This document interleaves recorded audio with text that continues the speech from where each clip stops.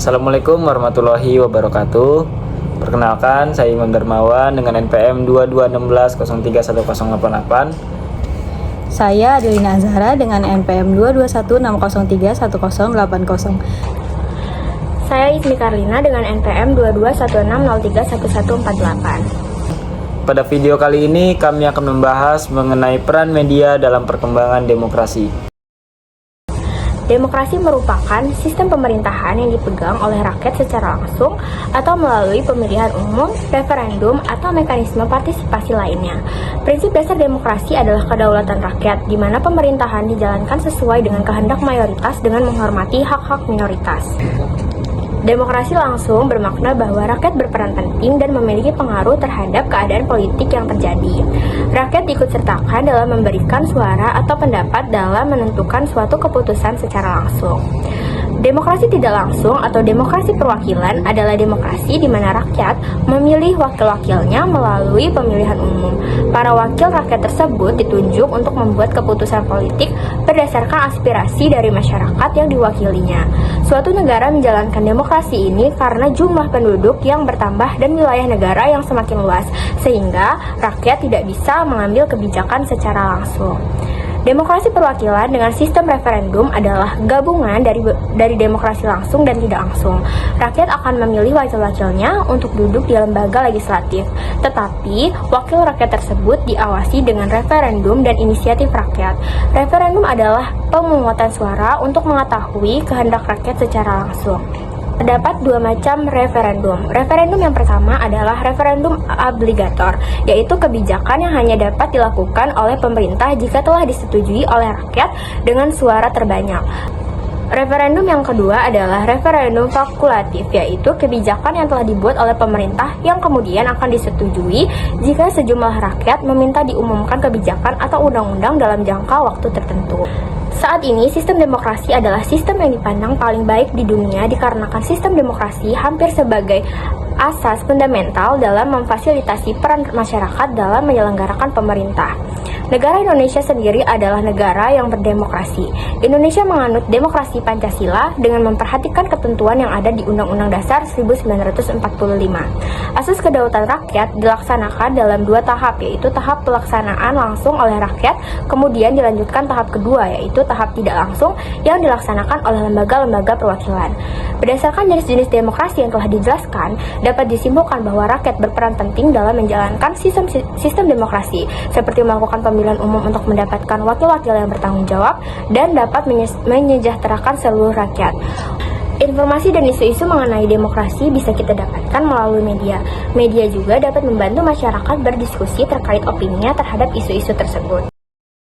Media secara harfiah berasal dari bahasa Latin medius yang berarti perantara.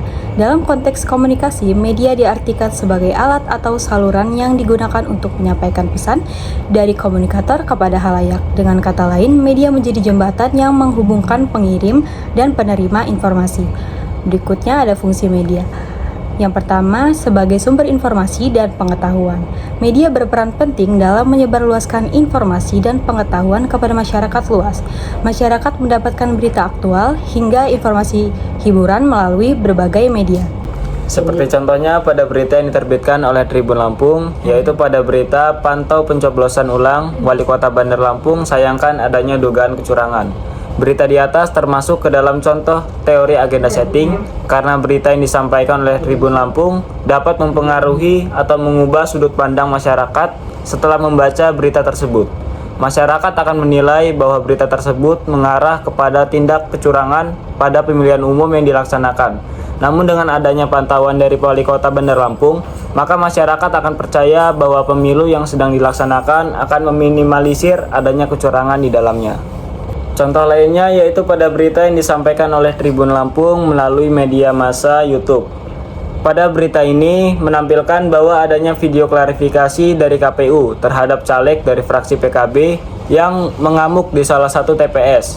Dengan adanya berita klarifikasi tersebut, maka masyarakat mendapatkan kejelasan terkait isu yang sedang terjadi, sebab atau akibat dari isu tersebut. Berita-berita tersebut berkaitan dengan teori agenda setting, Teori agenda setting yaitu media tidak hanya menyampaikan berita, tetapi juga turut menentukan isu-isu apa yang menjadi perhatian publik. Dengan pemilihan berita dan penekanan pemberitaan, media bisa mempengaruhi apa yang dipikirkan dan dibicarakan oleh masyarakat. Teori ini menitikberatkan peran media dalam bentuk opini yang sehat dalam proses demokrasi. Kemudian, Tribun Lampung juga memberikan informasi mengenai hak-hak yang seharusnya didapatkan oleh masyarakat. Contohnya, pada berita terkait gas LPG 3 kg di Lampung Tengah yang langka. Gas LPG 3 kg merupakan gas yang dikhususkan untuk masyarakat yang kurang mampu. Berita tersebut disebarluaskan melalui akun Instagram resmi Tribun Lampung. Informasi ini berkaitan dengan teori sistem media massal libertarian.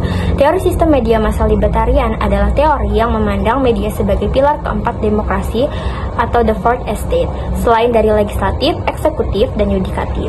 Media independen yang kritis berperan sebagai pengawas jalannya pemerintahan dan memastikan adanya transparansi serta akuntabilitas. Dengan demikian, media turut menjaga keseimbangan dan keadilan dalam sistem demokrasi.